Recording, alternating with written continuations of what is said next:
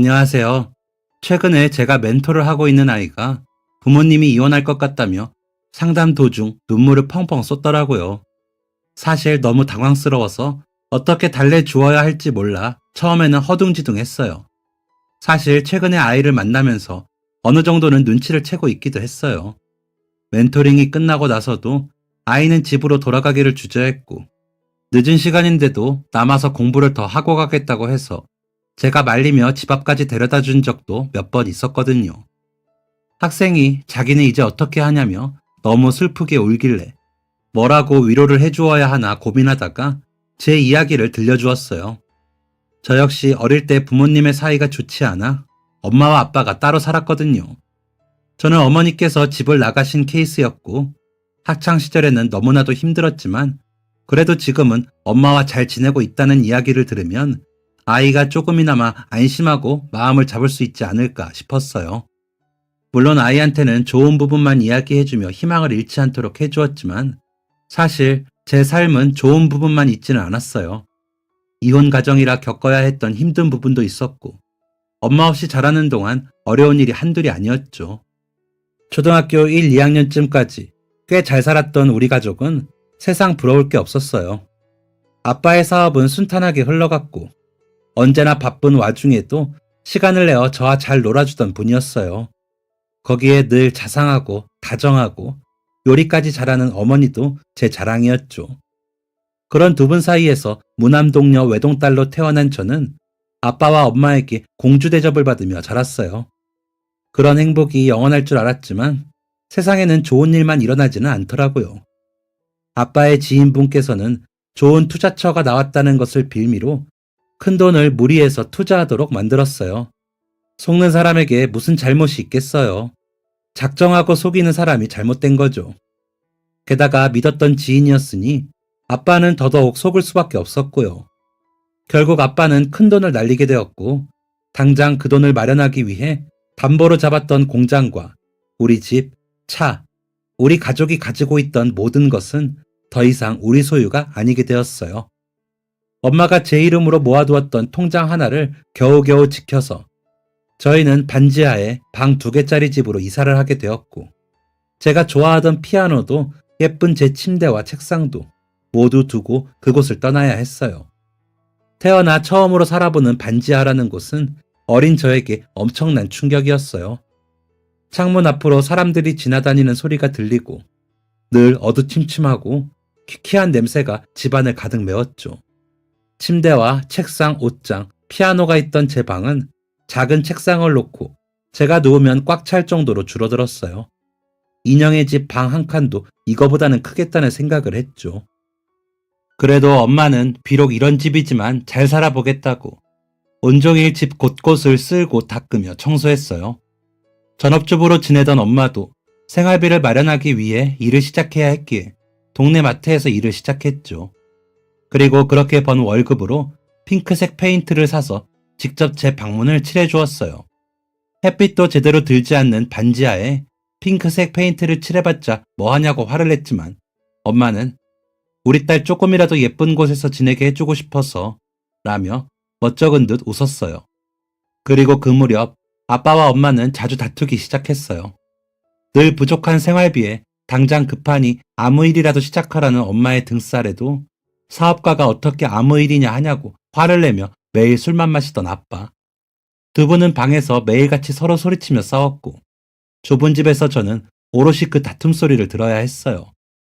그래서 부모님이 이혼한다고 하셨을 때 차라리 이제부터 싸우는 소리는 안 듣겠구나. 잘 됐다고 생각했어요. 우리 가족은 하루아침에 달라진 삶에 적응하느라 각자 고군분투했어요. 아빠 역시 나름대로 정말 힘드셨을 테고, 엄마 역시도 일이라고는 해본 적도 없는데 온종일 마트에서 짐을 나르고 계산하고 물건을 정리하고 참 많이 힘드셨을 거예요. 그리고 한창 예민한 사춘기 나이인 저 역시도 그 당시 정말 많이 힘들었어요. 그럭저럭 잘 살던 집안에서 늘 예쁘고 깔끔하게 하고 다니며 새 가방, 새 신발, 학용품도 늘 새 것에 예쁜 디자인으로 가지고 다녔는데 어느 날부터인가 가방도 신발도 더 이상 새로운 것을 하고 다니지 않았고 사용하는 공책, 볼펜조차도 문구점에서 저렴하게 파는 것들로 바뀌었죠.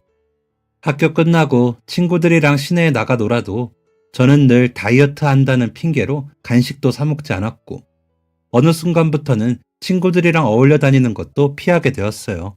자주 친구들을 집에 불러 같이 놀기도 했는데, 이제는 친구들을 집에 초대하지도 않았죠. 특별한 날이 있을 때마다 저는 더 괴로워졌어요. 소풍, 수련회 등 꾸며서 입어야 할 때 항상 새로운 옷을 입거나 친한 친구들이랑은 예쁜 티셔츠 같은 것을 맞춰 입고 다니기도 했는데, 어느 순간부터인가 저는 늘 같은 옷을 입고 다녔거든요. 어느 날부터인가 소풍에서 다녀오면 사진 속에 늘 똑같은 옷을 입고 있는 제 모습이 너무 싫어 소풍을 다녀와서 받은 사진을 다 찢어버린 적도 있어요. 친구들에게는 이게 더 예쁜 것 같아서 라고 변명하기는 했지만, 늘 미용실 가서 다듬던 머리카락도 돈을 아끼느라 가지 않게 되면서 앞머리도 자르지 못하고 아무렇게나 기르고 다녔죠. 그리고 이런 변화는 아이들 사이에서 꽤 빨리 들켰어요. 아이들은 어떤 면에서는 의외로 눈치가 아주 빠르니까요. 우리 집이 망했다는 사실이 아이들 사이에서 소문으로 퍼지고, 몇몇 아이들은 제가 지나갈 때 곰팡이 냄새난다, 어디서 키키한 냄새나지 않아? 하며 까르르 웃어버리기도 했죠. 그 아이들에게는 흔한 장난이었을지 모르지만, 그 당시 역시나 같은 또래의 아이였던 저에게는 매우 큰 상처였어요. 학교에서도 집안에서도 어디 하나 제대로 마음 놓을 곳이 없었던 저는 점점 의기소침한 아이로 변해갔어요. 하지만 제가 점점 시무룩하고 의기소침하게 변해가도 늘 싸우기 바빴던 부모님에게는 안중에도 없었죠. 햇빛이 들지 않는 좁은 방 안에서 부모님이 싸우는 소리를 들을 때마다 마지막으로 아빠가 사주었던 철진한 mp3의 음악을 가장 크게 틀어 귀를 막았어요. 마지막으로 웃었던 게 언제인지, 가족들이 함께 밥을 먹었던 게 언제인지조차 기억이 나지 않을 때쯤 엄마랑 아빠는 이혼했습니다. 엄마랑 아빠는 서로 소리만 지르다가 결국은 진짜 지긋지긋하다, 더는 너랑 못 살겠다 라고 하며 이혼해, 이혼하자고 를 몇 번이나 외치더니 결국 실행에 옮겼어요. 그리고 엄마는 저에게 미안하다는 말만 남긴 채 집을 나갔어요. 그 당시 엄마가 돈을 벌고 있기는 했지만 친할아버지와 할머니께서 생활비를 보내주고 계셨기에 아마 엄마와 사는 것보다 아빠와 지내는 게 더 낫다고 생각하신 것 같아요. 엄마가 집을 나가고 나서 아빠는 더더욱 술독에 빠져 살았어요. 아빠가 술에 취하지 않은 모습을 본 게 언제인지 기억도 나지 않았죠. 엄마가 나가신 후 가끔 할머니께서 반찬 같은 것을 챙겨 집에 들르고는 하셨어요. 그럴 때마다 엄마 욕을 엄청나게 했던 것 같은데 사실 기억은 잘 안 나요. 그 당시 저는 엄마도 아빠도 할머니도 선생님도 친구들도 남들이 하는 모든 이야기는 그냥 귀 닫고 듣지 않았거든요. 집에 오실 때마다 할머니께서는 네가 딸이니까 아빠를 잘 챙겨야 한다 라고 하셨는데, 사실 어떻게 챙기라고 하신 건지 잘 모르겠어요. 저 역시도 그때는 어렸고 어릴 때부터 어머니가 계시지 않아 이것저것 할 줄 아는 게 많은 것도 아니었거든요. 항상 엄마가 해주는 밥을 먹고 지냈었는데 갑자기 엄마가 없어져서 저 역시도 그제야 겨우 라면 끓이는 법을 배우는 중이었죠. 그리고 어차피 아빠는 늘 술에 취해 있는데 뭘 챙겨야 할지도 모르겠었어요. 아빠는 엄마가 집을 나가고 나서 그야말로 폐인이었어요. 그전에도 술을 많이 드시긴 했지만 그래도 엄마가 말리고 엄마랑 싸울 때는 정신을 차리고 있던 때도 있었는데, 이제는 맨날 밖에서 취해 있거나 아니면 취해서 집에서 잠들어 있거나 했거든요. 그래서 엄마랑 이혼한 이후로는 아빠 얼굴을 본 적이 있었나 싶은 정도로 기억이 가물가물해요. 그리고 그렇게 술만 드시던 아빠는 결국 제가 중학생쯤 세상을 떠나셨어요. 그날도 밖에서 술을 마시고 잔뜩 취해서 걸어오시다가 발을 헛디뎌서 넘어지며 머리를 크게 다쳤다고 해요. 병원으로 옮겨졌지만 결국 돌아가셨고 저는 갑작스럽게 고아가 되었어요. 집을 나간 이후로 엄마는 연락도 되지 않았기에 아빠가 돌아가셨다는 사실을 알릴 수도 없었죠. 알린다고 해도 장례식에 왔었을지는 잘 모르겠네요. 아빠가 돌아가시고 할머니, 할아버지께서 저를 걷어주시지 않을까 하는 기대도 있었지만 전 여전히 곰팡내가 가득한 반지하에 살고 있었어요. 할머니, 할아버지는 큰아버지께서 모시고 있는데 그 집도 이미 식구가 많아서 저 하나 들어갈 자리가 없었거든요. 그래서 여전히 생활비만 보태주시고 저는 혼자서 생활했었어요. 정부에서 나오는 지원금을 보태서 어떻게 생활을 이어나갔죠. 그래도 참 다행인 건 어릴 때부터 제가 공부를 잘했어요. 생활이 어려워질수록 저는 더 이악 물고 공부했어요. 부모님의 이혼, 가난, 어머니의 부재와 아버지의 죽음까지. 다른 것들은 제가 어떻게 할 수 없는 부분들이었지만 공부만은 제 마음대로 할 수 있는 부분이었거든요. 열심히 하고 남들보다 노력하면 남들보다 앞서 나갈 수 있는 내가 노력한 만큼 결과가 나오는 게 공부였어요. 어두운 구렁텅이에 빠진 것 같은 제 인생에서 제가 유일하게 마음대로 할 수 있는 것이 바로 공부였죠.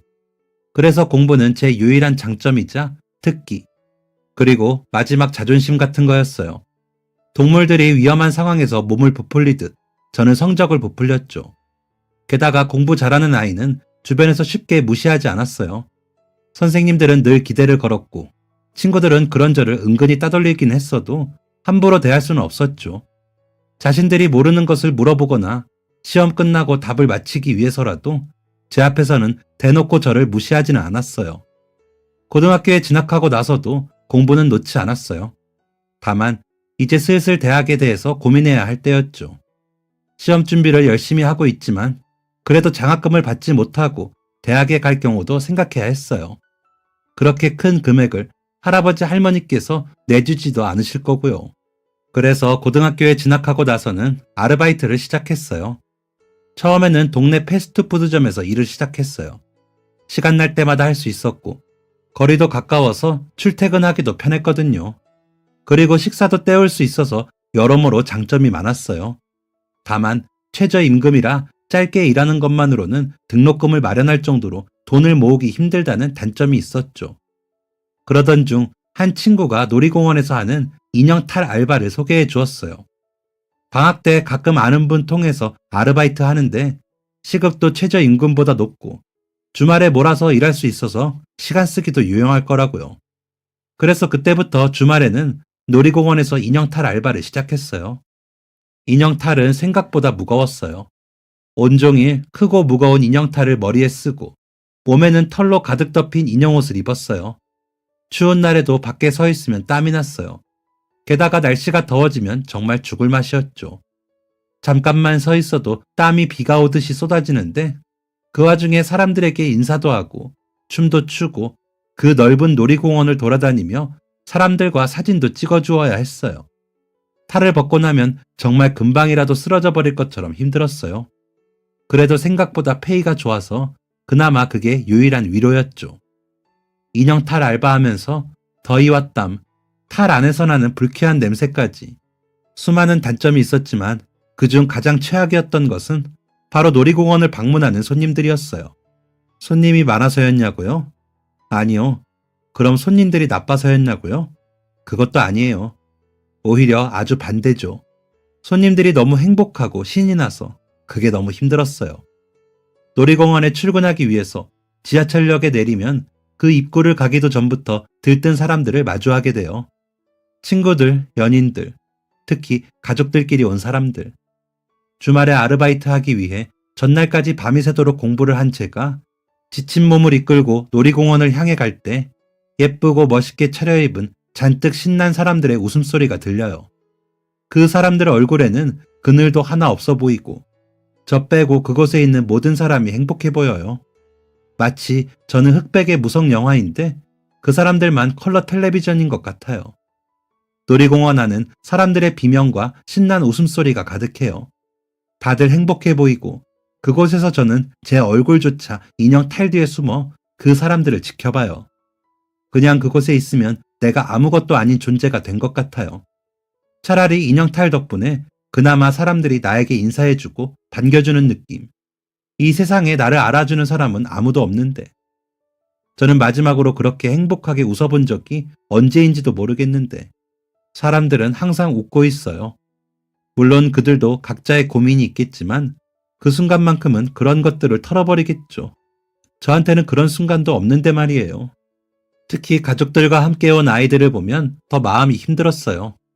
부모님이 사주신 솜사탕이나 아이스크림, 추로스를 들고 혹은 동물 머리띠를 맞춰서 신나서 사진을 찍는 가족들을 보면 저도 모르게 눈물이 쏟아질 것 같았어요. 그럴 때는 차라리 인형탈을 쓰고 있어서 다행이라는 생각도 들었죠. 그리고 온종일 사람들의 행복한 얼굴을 보고 웃음소리를 듣다가 캄캄한 반지하로 돌아와 불을 켜면 집안에 고여있던 곰팡내와 차가운 공기가 제 숨을 먹게 하는 것 같았어요.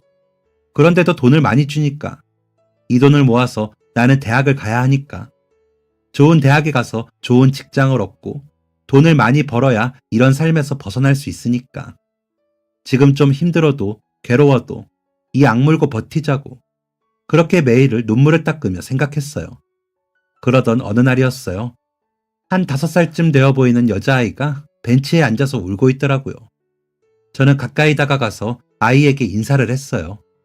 아이는 인형을 보더니 눈물을 잠시 멈추고 저를 쳐다봤어요. 주변을 둘러보았지만 아이의 부모님이나 가족으로 보이는 사람은 없었어요. 저는 아이에게 누구랑 같이 왔는지, 같이 온 사람은 어디 있는지 물어보았어요. 아이는 가족들이랑 같이 왔다고 이야기하더라고요. 화장실을 갔다가 나오는 길에 퍼레이드가 지나가길래 따라갔는데 뒤돌아보니 가족들이 없었다고 했어요. 어디 화장실이었는지도 잘 기억이 나지 않아서 혼자 벤치에 앉아 울고 있던 거더라고요. 저는 우선 아이에게 부모님 인상착의를 물어보았지만 잘 기억이 나지 않는다며 다시 울음을 터뜨렸어요. 처음 잃어버린 장소가 거기도 아니고 워낙 넓은 곳이다 보니 가족들이 찾기도 힘들 것 같아서 아이를 데리고 안내센터로 가서 방송해야겠다 싶었어요. 혹시 가족들도 그쪽으로 왔을지도 모르고요. 그래서 아이에게 부모님을 찾는 것을 도와주겠다고 같이 길을 나섰죠. 아이를 데리고 센터에 도착하자 마침 아이 인상착의를 이야기하며 가족들이 찾아왔었다고 하더라고요. 그래서 안내방송을 하고 아이 보호자가 나타나기를 기다렸어요. 그리고 한 아주머니가 문을 열고 들어오자 아이가 울먹이면서 달려가 안기더라고요. 그리고 그 아주머니를 보자마자 숨이 멎는 것 같았어요. 아주머니는 얼마나 찾아다녔는지 모른다고, 어디 아픈 곳은 없냐, 다치진 않았느냐, 무서운 사람은 만나지 않았느냐고 엄청 다정하고 걱정스러운 말투로 물어보더라고요. 아이의 머리를 쓰다듬고 이곳저곳을 살펴보며 다친 곳은 없는지 봐주고 우는 아이를 달래며 꼭 안아주었어요. 그리고 그렇게 다정하고 걱정스럽게 아이를 살펴봐주는 그 여자분은 제 엄마였어요. 오래전 저를 두고 아빠와 이혼 후 집을 나가버리고 2번 다시 연락하지 않았던 그 엄마요. 그래, 우리 엄마 저렇게 다정한 사람이었지, 새삼 느꼈어요. 아이의 머리를 쓰다듬어주고 걱정해주는 그 눈빛을 보니 새삼 어릴 때 저를 그렇게 봐주던 엄마의 모습이 떠올랐어요. 맞아요. 한때는 엄마가 저도 저렇게 봐주셨었죠. 그랬구나. 엄마는 이혼 후에 새로운 삶을 찾았었구나. 그래서 나 같은 건 잊어버렸던 거구나 싶었어요. 재혼도 하고 새로 아이도 낳고 그동안 연락 한 번 없었던 이유를 이제야 알았어요. 제가 없는 새로운 삶을 엄마는 시작했던 거네요. 그 광경을 보고 있으니 가슴이 찢어질 것 같았어요. 나는 그동안 혼자서 너무나 힘들었는데 엄마는 새로운 사람도 만나고 아이도 낳고 이런 놀이공원에서 함께 놀러오면서 저렇게 행복하게 잘 살고 있었구나 싶은 생각이 드니 마음이 너무 아프더라고요. 그래서 인형탈을 쓴 채로 속으로는 엄청나게 울었어요. 눈물이 미친 듯이 쏟아지고 저는 혹시나 엄마가 저를 알아챌까 서둘러 안내소를 나오려고 했어요. 대충 고개를 숙여 인사를 하고 안내소를 빠져나오자 뒤따라 나오던 2사람의 목소리가 들렸어요. 아주머니, 엄마랑 아빠는 어디 있어요? 저는 빠르게 걸음을 옮기려다가 그 자리에서 멈추고 말았어요. 사장님이랑 사모님은 저기 바깥쪽까지 아가씨 찾으러 간다고 가셨다가 지금 오고 계시는 중이에요. 제가 가장 가까워서 먼저 도착했고요. 저도 모르게 뒤를 돌아봤어요. 제가 제대로 들은 게 맞는다면 분명 아주머니라고 불렀거든요. 저는 너무 반갑게 달려가서 안기길래 분명 엄마일 거라고 생각했는데 아이의 엄마는 따로 있었나 봐요. 저도 모르게 인형탈을 쓴 채로 2사람을 뚫어져라 쳐다보고 있었나 봐요. 아이가 아주머니라고 불렀던 저희 엄마가 제 인형탈 앞으로 손을 흔들면서 괜찮은지 물어보더라고요. 괜찮으세요? 괜찮아요? 아, 네, 괜찮습니다. 오늘 저희 아가씨 찾아주셔서 너무 감사합니다. 아이 어머니 아니세요? 아, 엄마는 아니고요. 저는 이 가족분들을 위해 일하고 있는 사람이에요. 그럼 이 아이 어머니가 아니신 거예요? 저도 모르게 울먹이면서 다시 물어봤어요. 엄마는 의아하다는 표정으로 저를 쳐다보았죠. 네, 어머니는 아닌데 혹시 문제라도. 저는 인형 탈을 벗고 땀과 눈물이 범벅이 된 얼굴로 엄마를 마주했어요. 탈을 벗을 때까지 계속 도통 모르겠다는 표정으로 저를 쳐다보던 엄마는 제 얼굴이 보이자 깜짝 놀라 눈이 동그랗게 커졌죠. 온통 눈물과 땀으로 난리가 난 제 얼굴을 보면서 엄마는 어쩔 줄 몰라 했어요. 아이고, 아이고를 반복하며 입술을 파르르 떨고 있었죠.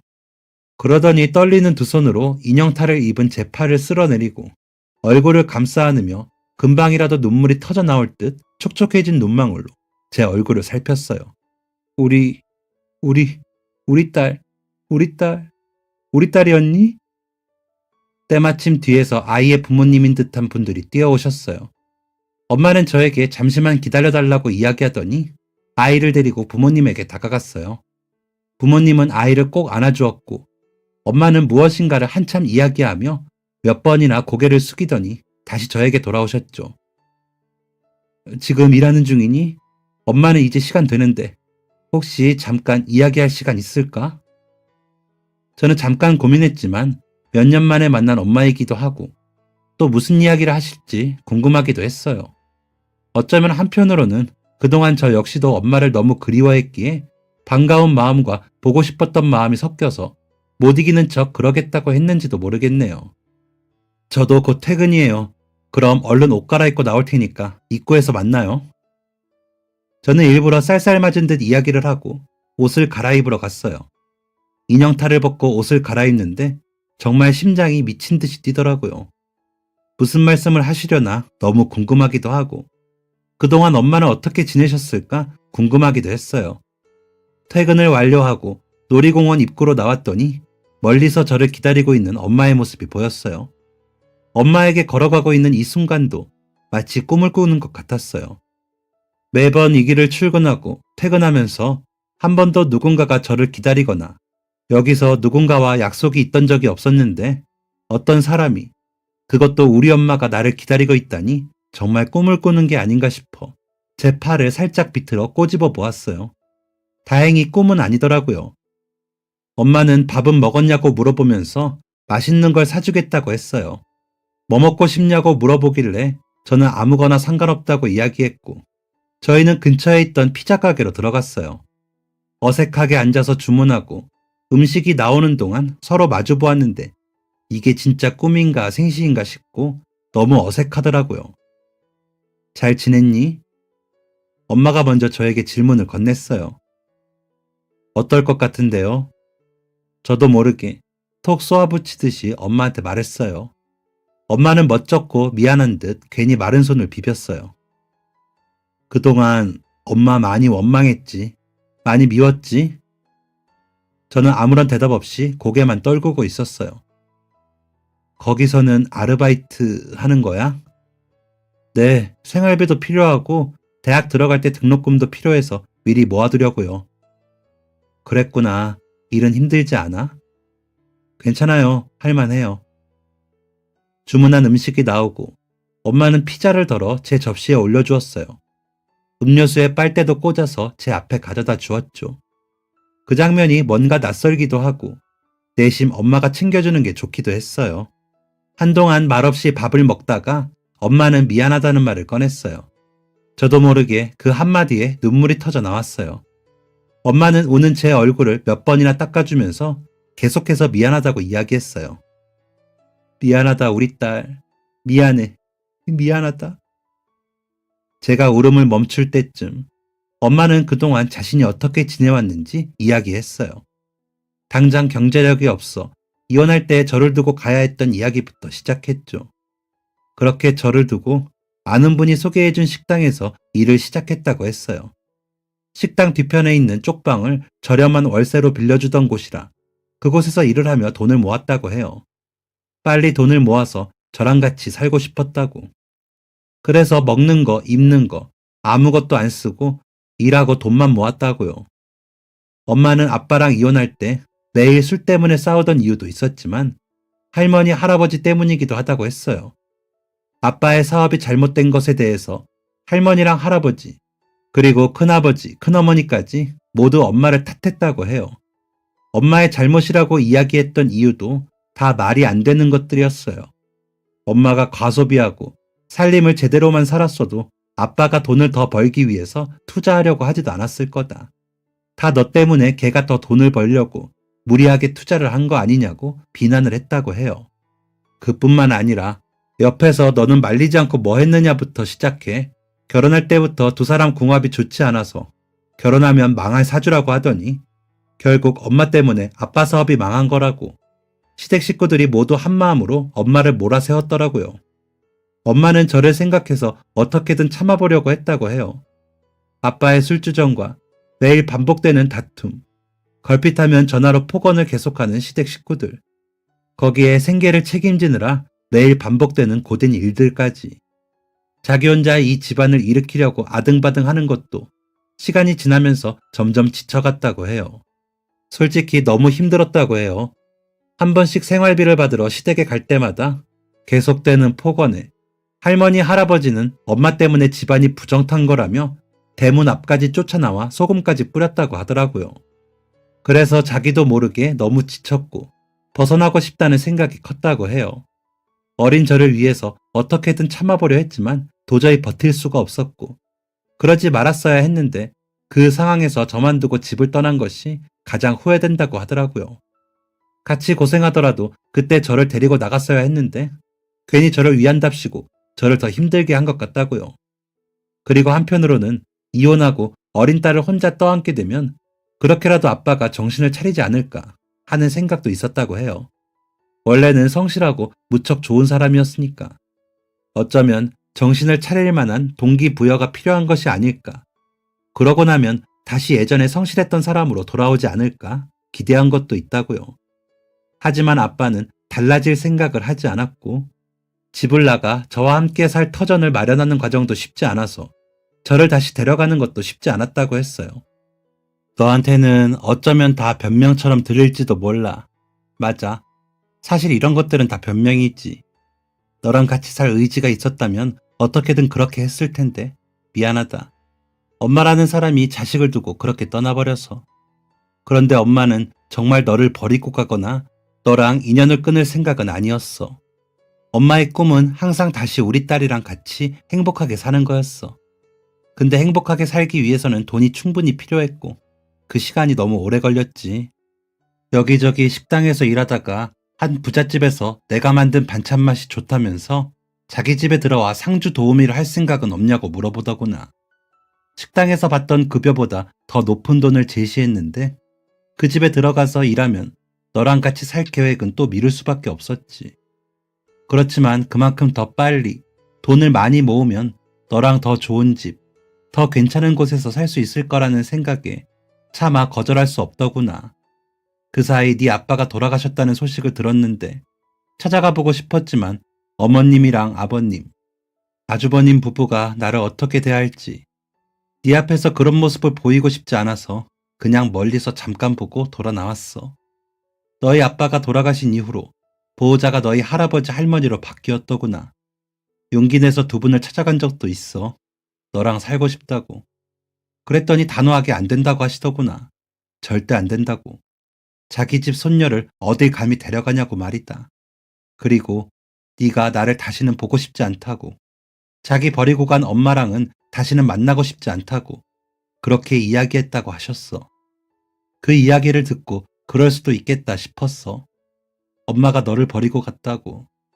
그렇게 알고 있으니 이 엄마가 너무 미워서 정말 두 번 다시 보고 싶지 않을 수도 있겠다. 그래도 네가 어른이 되면 조금 더 나이가 들면 엄마를 이해해 줄 수도 있지 않을까 하는 기대를 아주 조금은 남겨두었지. 너는 몰랐겠지만 그동안 집 근처에서 너를 기다렸다가 보고 온 적도 있고 학교 앞에서 너를 기다렸다가 몰래 보고 간 적도 있어. 엄마는 너를 버린 게 아니야. 항상 너를 생각하고 있었고 항상 우리가 다시 만날 날을 기다리고 있었어. 언젠가는 우리가 서로 마주보고 이야기 나누고 다시 함께 잘 지낼 수 있지 않을까 그런 기대를 매일 꿈꿨어. 하지만 그래도 어린 너를 떠날 때 엄마 혼자 그렇게 나가버린 건 정말 미안해. 정말, 정말 미안했어, 우리 딸. 엄마는 제 손을 붙잡고 미안하다고 이야기하며 눈물을 흘리셨어요. 저는 그동안 제가 보고 싶어서 몰래 저를 찾아왔었다는 엄마의 이야기에 같이 눈물을 흘렸죠. 어릴 때 저를 두고 떠났다고 생각했는데 사실 엄마는 몸만 저를 떠났지 마음은 한 번도 저를 떠난 적이 없던 거였어요. 이 사실을 조금 더 일찍 알았더라면 엄마를 덜 미워하고 제 마음도 덜 힘들었을 텐데, 그리고 어쩌면 엄마랑 같이 살며 잘 지낼 수도 있었을 텐데, 이 모든 것을 이제야 알게 된 것이 안타까웠어요. 저는 엄마에게 저도 그동안 엄마를 많이 보고 싶어 했다고 말했어요. 할머니, 할아버지가 하신 말씀은 사실이 아니라고. 어릴 때 나를 두고 떠난 엄마가 미워질 때도 있었지만 미운 만큼 아주 그리웠고 항상 보고 싶었고, 사실은 엄마랑 같이 살기를 저 역시도 매일 꿈꿨었다고요. 그렇게 저희 두 사람은 그동안 서로에게 쌓여있던 오해를 풀게 되었어요. 그리고 당장은 수험 생활도 얼마 남지 않아 학교를 옮기기도 그렇고, 엄마도 현재 일하는 곳에서 상주 도우미로 일을 하는 거라 저희가 함께 사는 것은 수능이 끝난 다음으로 미루기로 했어요. 대신 그 이후부터 제 삶이 조금 달라졌어요. 엄마는 일주일에 이틀 정도를 쉬시는데 그때마다 우리 집으로 와서 제 밥도 챙겨주시고 하룻밤 자고 다시 일하는 곳으로 돌아갔어요. 항상 귀찮기도 하고 생활비도 아낄 겸 밥도 제대로 먹는 둥 마는 둥 하던 저를 위해 반찬도 만들어서 냉장고에 넣어두시고 국이나 찌개, 밥은 바로 해동해서 먹을 수 있도록 얼려서 냉동실에 챙겨두셨어요. 그리고 엄마가 집에 오는 날이면 늦은 시간까지 함께 이야기를 나누다가 잠이 들기도 하고, 학교 앞으로 엄마가 데리러 오셔서 함께 외식하고 집으로 돌아가는 날도 있었어요. 엄마가 용돈도 챙겨주시는 덕분에 저는 필요한 문제집도 마음껏 살 수 있었어요. 등록금 마련을 위해서 아르바이트는 계속했지만 더 이상 그 놀이공원에 가는 게 힘들거나 괴롭지 않았어요. 저에게는 엄마를 다시 만날 수 있게 해준 고마운 곳이기도 하고, 또 저 역시도 여기 있는 사람들처럼 함께 행복하게 웃을 수 있는 사람이 있으니까요. 주변에서 무슨 좋은 일이 있냐고 물어볼 만큼 제 표정도 한결 밝아졌어요. 그래서인지 공부도 전보다는 더 잘 되는 것 같았어요. 모의고사 성적도 차곡차곡 오르고 있고 제가 목표하고 있는 대학에 가는 것도 걱정이 없었죠. 드디어 오랫동안 기다렸던 수능날이 되었어요. 전날부터 엄마는 엿이랑 사탕, 초콜릿을 잔뜩 사서 수능 도시락을 쌀 재료까지 알차게 챙겨 집으로 왔어요. 저는 엄마랑 같이 따뜻한 저녁을 차려 먹고 엄마가 깎아주는 과일을 먹으며 마지막으로 체크해야 할 부분을 훑어보고 편안한 마음으로 잠이 들었어요. 그리고 다음날 엄마는 수험장까지 저를 바래다 주시고는 간절한 마음으로 기도를 하며 제가 수능이 끝날 때 다시 데리러 와주셨어요. 저는 예상했던 만큼 시험을 잘 본 것 같아 가벼운 마음으로 시험장을 빠져나왔어요. 엄마는 저를 보더니 눈물을 훔치시면서 그동안 정말 고생 많았다며 좋은 결과 있을 거라고 응원을 해주셨죠. 엄마가 따뜻하게 안아주시는데 저도 모르게 또 울컥해서 저희 모녀는 그만 또 시험장 앞에서 엉엉 울고 말았네요. 드디어 기다리던 시험 성적이 나왔고 예상보다 훨씬 잘 나온 점수 덕분에 제가 가장 원하던 대학에 원서를 쓸 수 있었어요. 합격 발표를 기다리는 동안도 엄마는 저와 함께 해주셨죠. 그리고 역시나 예상대로 당당하게 합격했습니다. 너무 기뻐서 합격 발표가 나오자마자 저는 엄마한테 전화했어요. 엄마 또한 그 이야기를 듣고 너무 기뻐하시더라고요. 그리고 엄마가 쉬는 날 저는 엄마를 모시고 제가 합격한 대학을 둘러보러 갔어요. 엄마는 건물들도 다 좋은 것 같고 학교 운동장도 너무 좋고 예쁘다며 아이처럼 들떠 있더라고요. 그러면서 우리 딸이 그동안 혼자서 지내면서도 이렇게 좋은 대학교에 합격하다니 엄마는 너무 뿌듯하고 자랑스럽고 또 한편으로는 아주 미안하다고 했어요. 저희는 눈물샘이 또 터지기 전에 서로 이렇게 좋은 날 울면 안 되지 하면서 서로 눈물이 나지 않도록 손부채질하며 웃었어요. 저는 그동안 모아두었던 돈으로 입학금과 등록금을 내려는데 엄마가 통장 하나를 내미셨어요. 이게 뭐냐고 물었더니 엄마는 집을 나간 이후로 제 생각하면서 모아둔 돈이라고 하시더라고요. 저랑 같이 살기 위해서 우리 학교 근처에 전셋집을 하나 얻었다고 했어요. 그리고 제 등록금도 다 마련해 두었다며 주시더라고요. 깜짝 놀라 손사래를 치면서 엄마에게 그동안 아르바이트해서 모아둔 돈이 있어 괜찮다고 했지만 제 생각하면서 모아둔 돈인데 저한테 안 쓰면 엄마가 어디에 쓰겠냐며 받으라고 하셨죠. 그리고 대학 가면 등록금이 아니어도 교재비도 비싸다고 하고 옷이나 화장품도 필요하고 또 친구들이랑 어울리려면 이래저래 드는 돈도 많다고 들었다며 받아두라고 했어요. 대학에 입학하기 전 저는 짐을 정리하고 어머니와 함께 살 새로운 집으로 이사를 했어요. 신축 빌라의 3층으로 크고 넓지는 않지만 엄마랑 제가 살기에는 충분한 크기에 곰팡내도 없고 낮에는 햇빛이 거실에 잘 들어오는 따뜻한 집이었죠. 엄마는 이제 상주도우미는 더 이상 하지 않으려고 다른 곳으로 직장을 옮기려고 했지만 일하던 집에서 이야기를 듣더니 그럼 출퇴근을 하는 것으로 하자며 근무 시간을 조정해 주셨다고 해요. 덕분에 새 집에서 엄마는 아침에 출근하고 저녁에 퇴근해서 제가 있는 집으로 돌아왔어요. 저도 오전에 수업을 하러 갔다가 아르바이트를 마치고 저녁에 엄마가 계신 집으로 돌아왔고요. 집에 문을 열고 들어오면 우리 딸 왔어? 오늘도 고생 많았지? 하는 엄마의 목소리가 제일 먼저 들리는데 그럴 때마다 기분이 너무 좋고 행복했어요. 거의 매일 같이 저녁도 먹고 시간이 맞을 때면 함께 쇼핑도 다니고 영화도 보러 다녔어요. 제가 받은 장학금으로 엄마랑 처음으로 해외여행도 다녀왔어요. 어릴 때처럼 엄마랑 같이 바닷가에서 물장구도 쳤죠. 리조트에서 같이 마사지도 받으면서 제대로 힐링도 했어요. 그렇게 제가 대학을 졸업하고 어학연수를 캐나다로 1년 다녀올 때까지 엄마는 옆에서 응원도 해주고 혹시나 우리 딸 힘들까봐 살뜰하게 챙겨주었어요.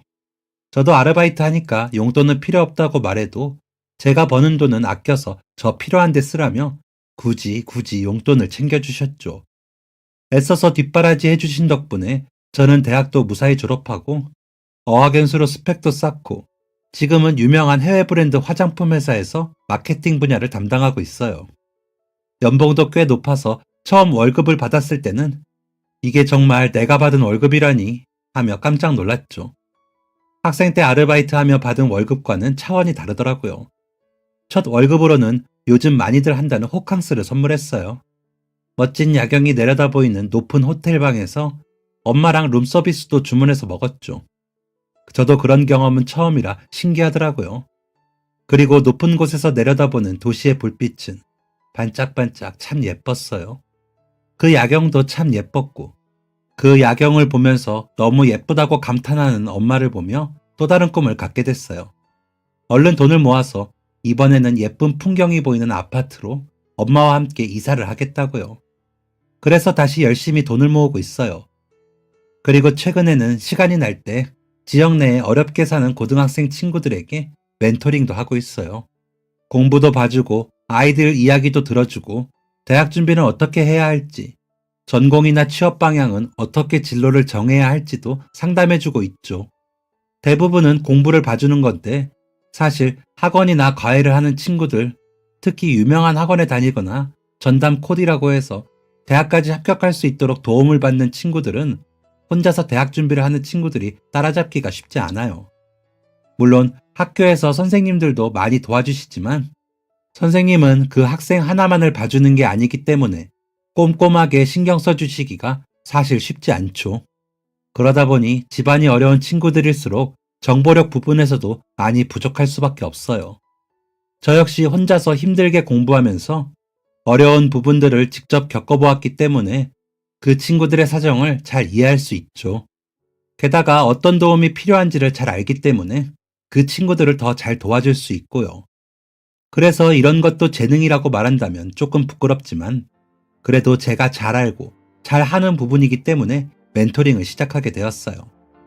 요즘은 직장 생활에 멘토링에 엄마랑 데이트를 예전만큼 자주는 못하지만 그래도 여전히 시간 날 때마다 손 꼭 잡고 재밌는 곳도 구경 다니고 맛있는 것도 먹으러 다니며 행복하게 지내고 있어요.